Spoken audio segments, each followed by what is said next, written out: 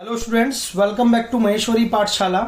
आज हम पढ़ रहे हैं 7th क्लास में महाभारत, और महाभारत के अंदर चैप्टर नंबर 10 है और उसका नाम है लाख का घर। और राम बाबू हमारे साथ बैठे हैं भाई। चलो, भीमसेन का शरीर बल और अर्जुन की युद्ध कुशलता देखकर दुर्योधन की जलन दिन पर दिन बढ़ती ही गई। होता ना, एक दूसरे की बॉडी देख के चलते हैं, जिम में जाओ एक्सरसाइज करने हो, इसमें तो जरूर पाउडर खाया होगा, मतलब जलते हैं एक दूसरे से, जेलस करते हैं लोग, बॉडी कैसे बन गई, मेरी नहीं बन रही। लिखा है भीमसेन का शरीर बल और अर्जुन की युद्ध कुशलता, यानी उनके अंदर, भीमसेन के अंदर क्या था बेटा, बल ज्यादा था, और अर्जुन की युद्ध कुशलता को देखकर दुर्योधन की जलन दिन पर दिन बढ़ती ही गई। वह ऐसे उपाय सोचने लगा कि जिससे पांडवों का नाश हो सके। इस कुमंत्रणा से में उसका मामा शकुनी और कर्ण सलाहकार बने हुए थे। कौन थे? तीन शकुनी नहीं, देखो उसके साथ था, कौन था? दुर्योधन के साथ दो व्यक्ति थे, मामा शकुनी और कर्ण उसके सलाहकार थे, एडवाइजर थे। ठीक है। बूढ़े धृतराष्ट्र बुद्धिमान थे, अपने भतीजों से उनको स्नेह भी काफी था, परंतु अपने पुत्रों से उनका मोह भी अधिक था। ठीक है, भतीजे ही तो लगे होंगे पांडव। दृढ़ निश्चय की उनमें कमी थी, पर वह किसी बात पर वह स्थिर नहीं रह सकते थे। अपने बेटे पर अंकुश रखने की शक्ति उनमें नहीं थी।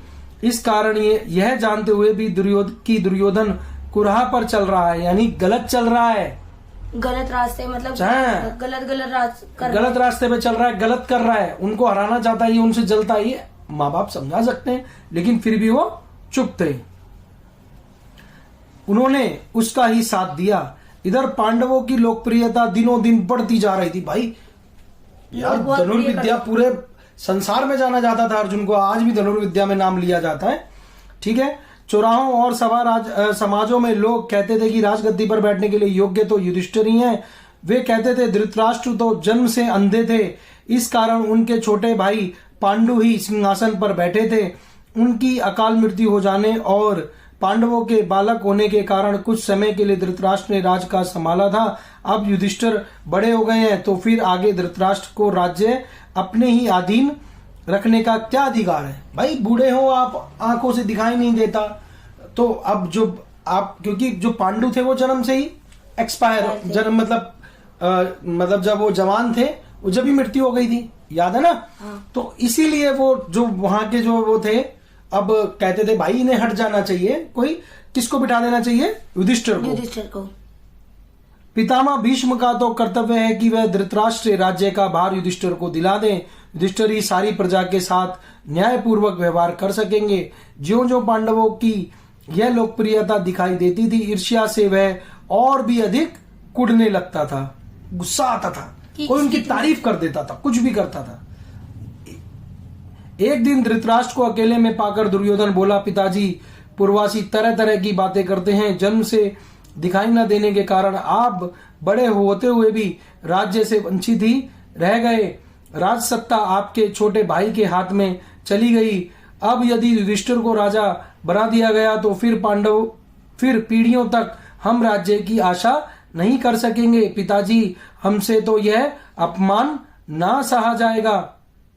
यह सुनकर राजा धृतराष्ट्र सोच में पड़ गए। बोले, बेटा तुम्हारा कहना ठीक है, लेकिन युधिष्ठिर के विरुद्ध कुछ करना भी तो ठीक नहीं, तो कठिन है। युधिष्ठिर धर्मानुसार चलता है, धर्म के अनुसार चलता है, धर्म ही युधिष्ठिर है बेटा। सबसे सम्मान स्नेह करता है, प्यार करता है, सम्मान से बात करता है, अपने पिता के समान ही गुणवान है।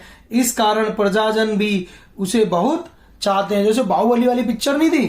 भाई वो अपने गुणों से ही तो था कि बाहुबली को बहुत प्रशंसा करते थे, लेकिन वो उसका भाई था, वो कौन था? वो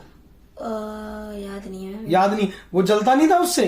तो सेम सिचुएशन यहाँ पर थी, क्योंकि उसे राजगद्दी दे दी थी, तो उसने गलत करके बता दिया। देखा ना, वो उसकी बाहुबली की वाइफ को पकड़ता लेके गर्दन काट देता है। तो वो क्या था, धर्म के अनुसार चलता था, गलत नहीं करते थे वो। ठीक है। यह सुनकर दुर्योधन बोला, पिताजी आपको और कुछ नहीं करना है, सिर्फ पांडवों को किसी न किसी बहाने वर्णावत के मेले में भेज दीजिए। मैं आपको विश्वास दिलाता हूँ, इतनी सी बात से हमारा कुछ भी बिगाड़ नहीं होगा। इस बीच अपने पिता पर और अधिक दबाव डालने के इरादे से दुर्योधन ने कुछ कूटनीतिज्ञों को अपने पक्ष में मिला लिया। वे बारी बारी से धृतराष्ट्र के पास जाकर पांडवों के विरुद्ध उन्हें उकसाने लगे। इनमें कर्णिक नाम का ब्राह्मण मुख्य था, जो शकुनी का मंत्री था।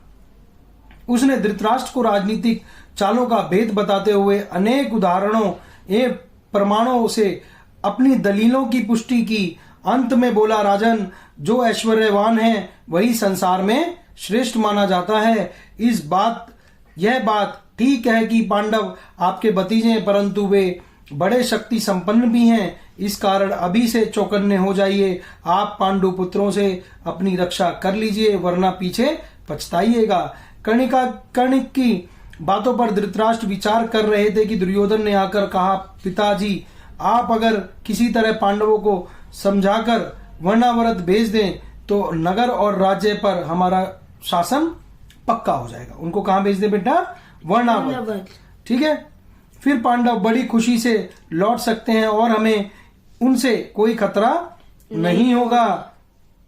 दुर्योधन और उसके साथी धृतराष्ट्र को रात दिन इसी तरह पांडवों के विरुद्ध कुछ ना कुछ कहते सुनाते रहते और उन पर अपना दबाव डालते रहते थे। आखिर धृतराष्ट्र कमजोर पड़ गए और उनको लाचार होकर अपने बेटे की सलाह माननी पड़ी। दुर्योधन के पृष्ठ शोषकों ने वर्णावत की सुंदरता और खूबियों के बारे में पांडवों को बहुत ललचाया। कहा कि वर्णावत में एक भारी मेला होने वाला है, जिसकी शोभा देखते ही बनेगी। उनकी बातें सुनकर खुद पांडवों को भी वर्णावत जाने की उत्सुकता हुई। यहां तक कि उन्होंने स्वयं आकर धृतराष्ट्र से वहां जाने की अनुमति मांगी। देख रहे हो कितने आदर से चलते हैं कि फिर भी जाके क्या कर रहे हैं? धृतराष्ट्र से अनुमति मांग रहे हैं। उन्हें क्या पता कि हमारे पीछे कितना हमारे बारे में हमें मारने की वो रणनीति बनाई जा रही है। बेटे ने मान सोचने वाली बात है।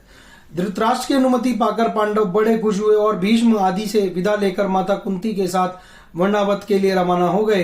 पांडवों को के चले जाने की खबर पाकर दुर्योधन की खुशी की तो सीमा न रही। वह अपने दोनों साथियों कर्ण एवं शकुनी के साथ बैठकर पांडवों तथा कुंती का काम तमाम करने का उपाय सोचने लगा। उसने अपने मित्र पुरोचन को बुलाकर गुप्त रूप से सलाह दी और एक योजना बनाई। पुरोचन ने यह सारा काम पूर्ण सफलता के साथ पूरा करने का वचन दिया और तुरंत वर्णावत के लिए रवाना हो गया। एक शीघ्रगामी रथ पर बैठकर पुरोचन पांडवों से बहुत पहले वर्णावत पहुंचा। ठीक है, वो पहले पहुंच गया। क्या नाम था उसका? पुरोचन। वहां जाकर उसने पांडवों के ठहरने के लिए सन, घी, मोम, तेल, लाख, चर्बी आदि जल्दी आग पकड़ने वाली चीजों को मिट्टी में मिलाकर एक सुंदर भवन बनवाया। यानी उनके पहुंचने से पहले, जैसे होता ना कि स्टे के लिए जगह रुक गई, तो ऐसे ही उनके स्टे के लिए जो जगह बनाई, उसने घर जो बनवाया, तो उसमें क्या करा? घी, मोम, तेल, लाख, चर्बी और आदि जल्दी आग पकड़ने वाली चीजों को मिट्टी में मिलाकर एक सुंदर भवन बना दिया, सुंदर भवन बनवाया। इस बीच अगर पांडव वहां जल्दी पहुंच गए तो कुछ समय उनके ठहरने के लिए एक और जगह का प्रबंध पुरोचन ने कर दिया। अगर कहीं और पहुंच जाए, यानी पहले पहुंच जाए, तो उससे पहले उन्हें प्रबंध कर दिया। दुर्योधन की योजना यह थी कि कुछ दिनों तक पांडवों को लाख के भवन में आराम से रहने दिया जाए और जब वे पूर्ण रूप से निशंक हो जाएं, तब रात में भवन में आग लगा दी जाए, जिससे पांडव तो जलकर भस्म हो जाएं और कौरवों पर भी कोई दोष ना लग सके। देख क्या सोच के बैठा है। और देखो कोई नहीं है चाचा ताऊ के, और क्या सिर्फ राज्य के पीछे। समझ रहे? जैसे बाहुबली में नहीं था, वो कैसे इसको मार दिया, क्या शासन के पीछे बस। चलिए, थैंक यू।